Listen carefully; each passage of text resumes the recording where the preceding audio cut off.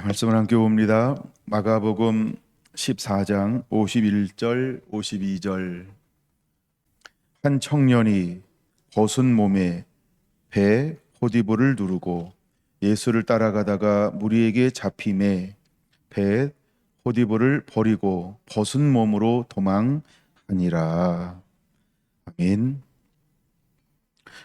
마가복음 57번째 시간, 순환의 때가 시작이 되었다. 11번째 시간입니다. 자, 오늘 소제목은 한 청년의 도망. 한 청년의 도망. 이 청년은 누구일까?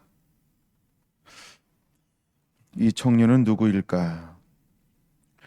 한 청년이 예수님을 따라갑니다. 근데 이렇게 표현하고 있어요. 벗은 몸에 배 호디보를 두르고 예수를 따라가다가 무리에게 잡혔는데 옷을 벗어버리고 벗은 몸으로 도망했다. 이렇게 표현하고 있어요. 이 표현은 오직 마가복음에만 기록되어져 있다라고 하는 거죠. 과연 이 청년은 누구일까? 이런 생각을 한번 해 봅니다. 이 한 청년, 여기서 말하는 청년이라는 단어는 네아니스코스 이런 말인데, 이 말은 25세에서 50세 된 사람을 일컫는 말이라는 거예요. 근데 이 사람을 많은 학자들은 누구라고 이야기할까? 자료를 좀 찾아봤더니 마가 요한일 가능성이 높다. 마가 요한일 가능성이 높다. 이제 이렇게 표현을 하고 있다라고 하는 것입니다. 물론 여러 가지 견해가 있기는 합니다. 근데 이제 자료를 찾아보니까 자료에는 이런 기록이 있어요. 본서의 저자인 마가는 당시 예수께서 모든 사람들로부터 완전히 버림을 받았다는 사실을 강조하기 위하여 자신의 부끄러운 행적까지도 들추어 내고 있는 것으로 보는 견해가 우세하다. 이에 대하여 학자들은 추론하기를 예수는 마가의 집에서 최후의 만찬을 드셨고 그때 마가도 동석했다라고 이야기를 합니다. 그리고 그 만찬을 마치신 후 겟셋마네로 향하셨을 때 마가는 잠자리에 들었으나 바로 이때 유다와 체포자들이 마가의 집에 들이닥쳐 이미 떠나버린 예수의 행적을 추궁하게 된다. 이에 혹시나 하는 마음에 마가는 알몸에 벗은 몸으로 배 혼입을 즉 거둔만을 두르고 급히 체포자들을 따라 나섰다는 것이다. 흥미있는 이론이 아닐 수 없다. 한편 대개의 남자들은 키톤이라고 하는 속옷을 착용하고 그 위에 겉옷을 거치는 경우가 대부분이었는데 그 청년은 단지 겉옷만을 착용하고 있었다. 여기서 배, 호디불에 해당되는 헬라어 신돈은 본래 세마포를 가리킨다. 이것은 팔레스타인에게서는 매우 귀한 것이어서 대개의 유대인들은 그것을 일상적으로 사용하지 못하고 시신을 염하는 등에 매우 중요할 때 사용하는 정도였다. 즉 평민들은 이것을 너무 비싸기 때문에 옷으로 입고 다닐 수는 없는 그런 옷감이었다라고 하는 거예요. 이런 점들을 미루어 봤을 때 이 주인공은 마가일 가능성이 높다. 왜냐하면 이 요한 마가는 예루살렘에서 상당한 명성과 그런 명망 있는 집안이었을 가능성이 높기 때문이다. 라고 하는 것입니다. 이 벳 호디브를 버리고 도망하니라. 너무나 다급한 나머지 그는 옷을 벗어버리고 알몸으로 도망치는 한 청년의 모습은 제자들의 도망하는 비참함을 강조하기 위하여 기록될 가능성이 있다. 결국 이 청년은 배 호디블만을 입고 있었던 것이고 그것은 적어도 급작스럽게 아니면 잠결에 이 사건 현장으로 온 것임에 틀림이 없을 것이다. 즉 이 청년은 겟세마네의 긴박감을 인지하지 못한 채 단지 예수의 신변이 염려되어 옷을 갈아입지도 못하고 대충 몸만을 가리고 자기 집에서 나왔을 가능성이 높다. 그렇다면 이 청년이 마가였을 가능성은 더욱 높아지는 것이다. 왜냐하면 예수와 함께 마지막 만찬을 들고 겟세마네까지 동행한 10 제자들 가운데 겉옷 차림으로, 그것도 보통의 유대인들은 입을 수 없었던 벳 호디브를 입고 있는 사람은 없었으며, 따라서 그 주인공은 11 제자들 중에 들지 않은 또 다른 제자였을 가능성이 높기 때문이다. 이건 제가 이제 자료를 참고하는 거니까 보고 읽어야 돼요. 네. 근데 이 자료가 상당히 제 마음속에 그냥 이렇게 은혜가 됐어요. 그래서 이런 거는 우리가 한번 성경을 깊이 읽는 가운데 한 번쯤은 들어보는 것이 모두에게 유익하지 않을까, 그런 생각을 한번 해 봅니다. 그래서 한 청년이 벗은 몸으로 예수님을 놓고 도망갔다라고 하는 거죠. 이제 세 가지 이제 우리가 단어를 살펴볼 필요가 있죠. 첫째는 따라가다가, 둘째 잡힘에, 셋째 도망하니라 라고 하는 단어입니다. 먼저 우리가 50절에는 누구의 도망함이 기록되어져 있나요? 50절은 제자들이, 그러니까 11 제자들이 다 예수를 버리고 도망함이 기록되어져 있습니다. 그 다음에 두 번째는 이 마가복음의 주인공이라고 일컫는 학자들의 견해, 정확하게 누군지는 모르지만 이렇게 추론한다, 이걸 전제로 했어요. 그래서 마가가 어떻게 도망가는가, 이런 부분들을 볼 수 있어요. 그럼 마가는 어떤 제자 중에 한 사람이었을까라고 했을 때 12 제자에게는 속하지 아니하였으나 예수님을 행적을 보고 예수님을 임금과 구주로 모셔드리고 예수님을 따랐던 기록되지 않는 제자, 뭐 이렇게 우리가 봐야 되겠죠. 때로는 그때는 70인 제자도 있었지만 또 다른 제자들, 이런 무리 속에 누구도 속해 있었다. 마가 요한도, 요한 마가도 속해 있었다. 그러면 그 집안도 드러내지는 않았지만 예수님을 무엇으로 이미 알고 있었다. 그렇죠, 메시아로.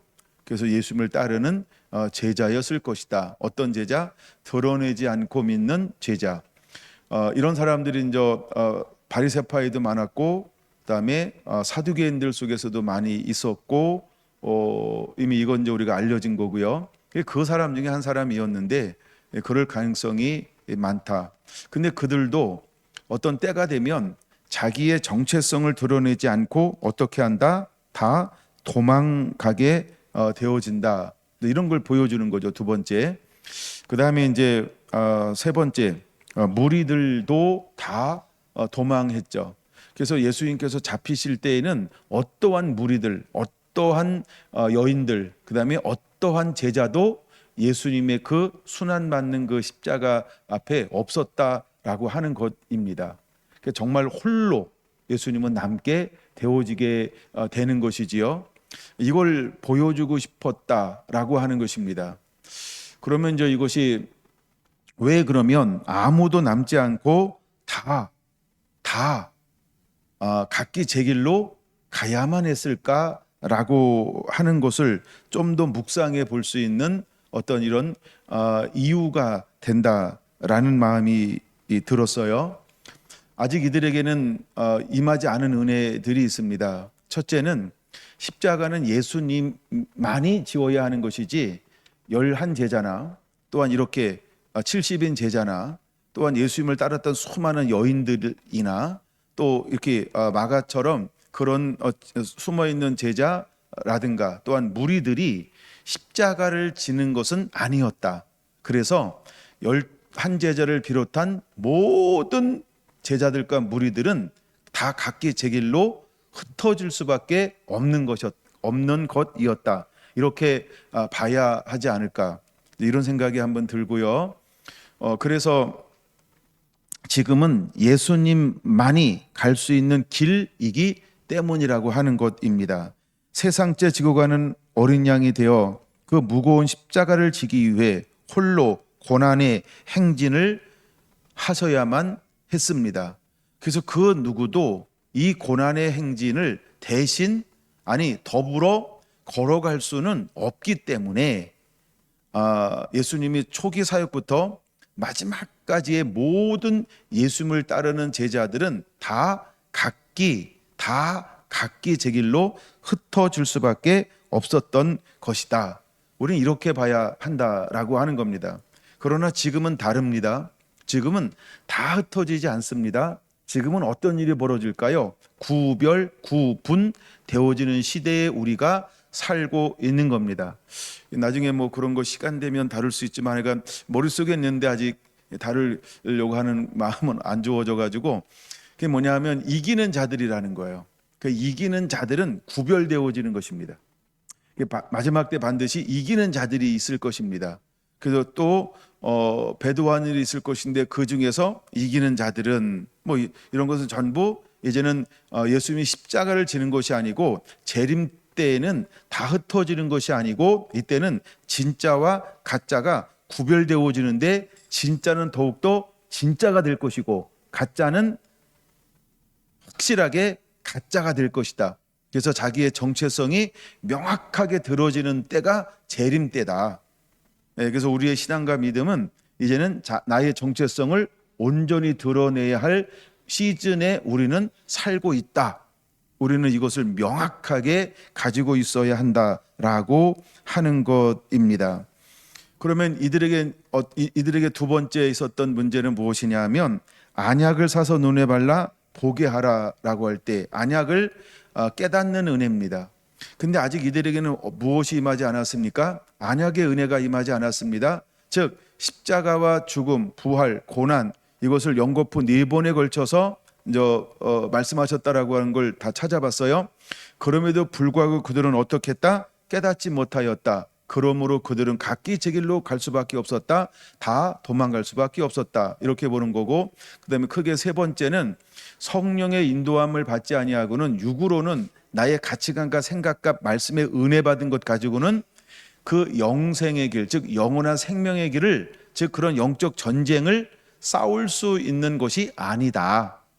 그래서 우리는 반드시 성령의 충만함, 성령의 인도함을 받아야만 그 영적 전쟁을 싸울 수 있게 될 것이다. 그래서 그렇게 세 가지로 한번 그 이유를 요약해 봅니다. 그럼 이 말씀을 좀 더 우리가 이해하기 위해서 저는 요한복음 6장으로 좀 넘어가 볼까 합니다. 요한복음 6장에 가면 먼저 지난번에 우리가 13장 30절 말씀을 보았죠. 13장 30절, 유다가 그 조각을 받고 곧 나가니 밤일러라. 유다는 조각, 즉 떡을 받고 나가버렸다라고 하는 겁니다. 자, 근데 이 부분을 예수님께서 어디에서 풀어주기 시작했냐 하면 요한복음 6장입니다. 요한복음 6장 1절에서 15절까지는 무엇에 관한 말씀을 하시냐 하면 오병이어의 역사를 기록하고 있습니다. 이것을 행한 후에 예수님께서 이제 15절부터 무엇에 대해서 말씀하시냐 하면 생명의 떡, 자신의 생명의 떡에 대해서 말씀하기 시작을 하는 겁니다. 자, 그 부분을 좀 빨간 글씨, 즉 예수님이 하신 말씀을 중심으로 해서 함께 찾아보려고 합니다. 첫째, 26절에서 27절입니다. 같이 읽을까요? 예수께서 대답하여 이르시되 내가 진실로 진실로 너희에게 이르노니 너희가 나를 찾는 것은 표적을 본 까닭이 아니요 떡을 먹고 배불린 까닭이로다. 썩은 양식을 위하여 일하지 말고 영생하도록 있는 양식을 위하여 하라. 이 양식은 인자가 너희에게 주리니 인자는 아버지 하나님께서 인치신 자니라. 아멘. 자, 수많은 사람들이 예수님을 따르는 이유는 떡을 먹고 배부른 까닭이라고 직접적 언어를 사용하죠. 그러면서 제자들에게 무엇을 부탁하는 겁니까? 이제는 더 이상 썩을 양식을 위하여 따르지 말고 썩지 아니할 양식, 즉 영생하도록 있는 양식을 위하여 이제 나를 따르라 라고 이 따름에 대해서 좀 더 깊은 말씀을 예수님께서 하기 시작했다라고 하는 겁니다. 자, 31절에서 40절까지 읽습니다. 그들이 31절 기록된 바 하늘에서 그들에게 떡을 주어 먹게 하였다 함과 같이 우리 조상들은 광야에서 만나를 먹었나이다. 예수께서 이르시되 내가 진실로 진실로 너희에게 이르노니 모세가 너희에게 하늘로부터 떡을 준 것이 아니라 내 아버지께서 너희에게 하늘로부터 참 떡을 주시나니 하나님은 떡을 하늘에서 내려 세상에 생명을 주는 것이니라. 그들이 이르되 주여 이 떡을 항상 우리에게 주소서. 예수께서 이르시되 나는 생명의 떡이니 내게 오는 자는 결코 줄이지 아니할 터이요 나를 믿는 자는 영원히 목마르지 아니하리라. 그러나 내가 너희에게 이르기를 너희는 나를 보고도 믿지 아니하는도다 하였느니라.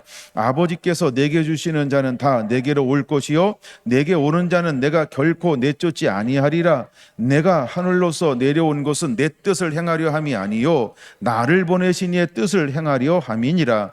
나를 보내신 이의 뜻은 내게 주는 자 중에 내가 하나도 잃어버리지 아니하고 마지막 날에 다시 살리는 이것이니라. 내 아버지의 뜻은 아들을 보고 믿는 자마다 영생을 얻는 이것이니 마지막 날에 내가 이를 다시 살리리라 하시니라. 할렐루야. 예수님은 하늘에서 내려온 떡이라고 자기 자신을 소개하고 있는 것을 볼 수 있죠. 그러면서 그는 하나님의 뜻을 행하려 이 땅에 내려온 생명의 떡이다라고 자기를 소개했습니다. 이때 이제 그를 따르는 이제 제자들, 무리들 가운데 첫 번째 일어나는 현상이 무엇일까? 1. 수군거림. 41절에 나오죠. 예, 수군거림 이렇게 말하죠. 그때는 43절에 너희는 서로 뭐하지 말라? 수군거리지 말라. 나를 보내신 아버지께서 이끌지 아니하면 아무도 내게 올 수 없으니 오는 것을 내가 마지막 날에 다시 살리리라. 선지자의 글에 그들이 다 하나님의 가르치심을 받으리라 기록하였은즉 아버지께 듣고 배운 사람마다 내게로 오느니라. 중요한 거죠. 아버지께 듣고 배운 사람마다 다 내게로 오느니라. 이는 아버지를 본 자가 있다는 것이 아니니라. 오직 하나님께서 온 자만 아버지를 보았느니라. 진실로 진실로 너희에게 이르노니 믿는 자는 영생을 가졌나니 내가 곧 생명의 떡이니라. 너희 조상들은 광야에서 만나를 먹어서도 죽었거니와 이는 하늘에서 내려오는 떡이니 사람으로 하여금 먹고 죽지 아니하게 하는 것이니라. 나는 하늘에서 내려온 살아있는 떡이니 사람이 이 떡을 먹으면 영생하리라. 내가 줄 떡은 곧 세상의 생명을 위한 내 살이니라 하시니라 하면서 이제 예수님이 또다시 자신의 생명의 떡이라고 하는 것을 수군수군거리며 의심하기 시작하는 그들에게 도대체 물론 이해하지 못하죠. 언약의 은혜가 임하지 못하고 성령의 은혜가 임하지 못하고 그다음에 이것은 영의 말씀을 하는 거니까 육으로는 이해할 수 없어요. 그때 그들은 첫 번째 보인 반응이 수군거리기 시작했다는 겁니다. 두 번째 반응은 예수님이 또다시 내가 생명의 떡이다 그랬더니 어떤 반응을 보일까요? 그들 안에 52절 어떤 일이 벌어졌어요? 유대인들이 서로 다투어. 그러니까 두 번째는 다툼이 일어나다. 첫 번째 수군수군거리다. 두 번째는 다툼이 일어나다라고 하는 겁니다. 어떻게 다투고 있나요? 사람이 어찌 능히 자기 살을 우리에게 주어 먹게 하겠느냐 하면서 그들은 영을 무엇으로 지금 생각하는 거예요? 자신의 수준, 자신의 가치관, 육의 수준으로, 자기 수준으로 이것을 받아들이니까 그들은 서로 뭐 하기 시작한다? 다투기 시작한다라고 하는 겁니다. 마지막 때에도 교회 안에 또 우리들 안에 이러한 일들이 일어날 수 있어요. 아, 목사님 말씀 너무 어려워요. 뭐 이럴 수 있어요. 물론 제가 쉽지는 않을 수 있고 어려울 수 있고 막 그럴 수 있어요. 하여간 뭐 제가 또 어떤 언변이 이렇게 좋은 것도 아닐 수도 있고 막 그래요. 근데 이건 그런 차원이 아니고 영의 것을 풀어줄 때 육이 받아들이지 못함, 이런 부분들을 지금 이야기하고 있는 것입니다. 그랬을 때 예수님은 무엇에 대해서 다시 이제 명확하게 다시 말씀하기 시작할까요? 53절에서 58절 같이 읽습니다. 예수께서 이르시되 내가 진실로 진실로 너희에게 이르노니 인자의 살을 먹지 아니하고 인자의 피를 마시지 아니하면 너희 속에 생명이 없느니라. 내 살을 먹고 내 피를 마시는 자는 영생을 가졌고 마지막 날에 내가 그를 다시 살리리니 내 살은 참된 양식이요 내 피는 참된 음료로다. 내 살을 먹고 내 피를 마시는 자는 내 안에 거하고 나도 그의 안에 거하나니 살아계신 아버지께서 나를 보내심에 내가 아버지로 말미암아 사는 것 같이 나를 먹는 그 사람도 나로 말미암아 살리라. 이것은 하늘에서 내려온 떡이니 조상들이 먹고도 죽은 그것과 같지 아니하여 이 떡을 먹는 자는 영원히 살리라 하며 드디어 예수님께서 살과 피에 대해서 말씀을 나누었습니다. 그때는 세 번째 반응 60절 어렵도다. 예, 아는 없어요. 근데 제가 집어넣었어요. 어렵도다. 예, 계속해서 예수님께서 영의 말씀을 하는 거예요. 예, 그랬더니 이제 계속 세 번에 걸쳐서 똑같은 강도의 말씀, 더 깊어지는 말씀을 할 때 지금까지 따라다녔던 군중과 무리들은 어떻게 예수님을 향하여 세 번째 말하고 있다고요? 어렵도다. 이제 세 번째 그들의 반응인 것입니다. 여러분, 마지막 오늘을 사는 우리들에게 이런 수근수근거리고 두 번째 다투고 그다음에 세 번째 어렵도다, 이 정도쯤 오면 굉장히 힘듭니다. 굉장히 힘들 수 있습니다. 우리가 말씀을 듣지 못한 기갈이다라고 했던 것처럼 영의 양식을 못 먹는다, 굉장히 여러분 어려울 수 있습니다. 말씀이 어려운 게 아니라 못 듣는 사람이 어려울 수 있습니다. 지금은 여러분들이 말씀을 듣고 어렵도다 이렇게 말하잖아요. 그때쯤 되면 이제 하나님 편에서 구원받은 사람들이 그들을 향하여 뭐라고 표현할 수 있다고요? 이 사람 어렵겠는데? 이 사람들 어렵겠는데? 실제로 그럴 수 있다는 겁니다. 그러므로 우리에게 말씀을 읽을 때마다 기도할 것이 있다고 그랬어요. 주여 내 눈을 열어 주의 법의 귀한 것을 보게 하여 주옵소서. 주여 이 말씀이 깨닫는 은혜가 있게 하여 주옵소서. 주여 내 안에 안약을 내 눈에 발라 보게 하여 주옵소서. 이런 기도가 우리 안에 선행되어져야 할 줄로 믿습니다. 그래야만 하나님 말씀이 마지막 때가 되면 어렵지 않아요. 그래서 지혜와 계시의 영을 부으사 하나님을 아는 자가 되게 하여 주옵소서. 계속 말씀이 깨달아지는 그런 은혜들이 임해야 할 줄로 믿습니다. 이 말씀을 내가 몇 개 나눴지만 어렵다 그러면 하나만 붙잡으라 그래서요. 주여 내 마음의 문을 열어 말씀을 깨닫게 하여 주옵소서. 꼭 이렇게 기도하셔야 합니다. 그래야 이 말씀이 어렵지 않아요. 그래서 영으로 하는 말씀을 육이 아닌 영으로 알아들을 수 있고 이해가 되고 깨닫는 이런 은혜가 임하게 될 것입니다. 그렇게 기도하기를 바랍니다. 자, 네 번째 반응입니다.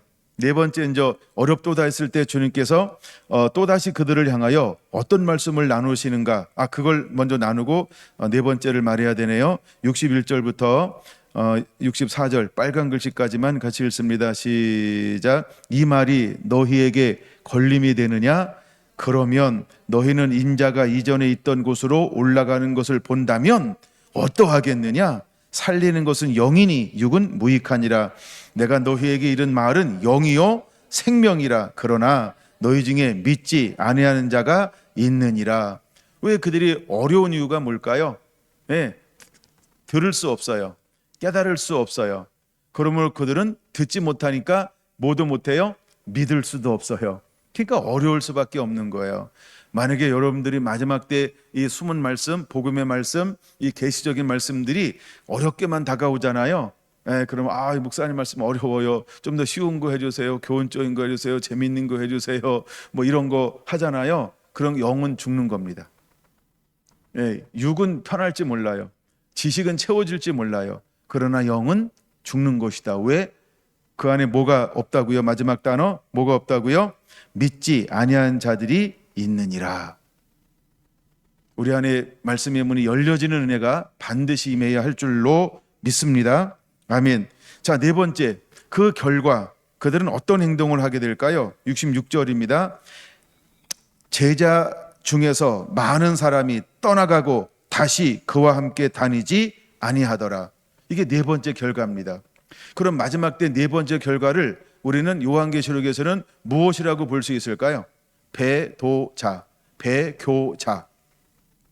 두 가지로 볼 수 있습니다. 도나 교나 같은 건데 성경은 두 단어를 다 사용하기 때문입니다. 배도자, 배교자. 결국 우리가 말씀을 듣지 못한다라고 한다면 그 사람들은 마지막에 어떤 결과를 맺게 될까요? 배도자가 될 겁니다. 배교자가 될 것입니다. 그래서 하나님을 떠납니다.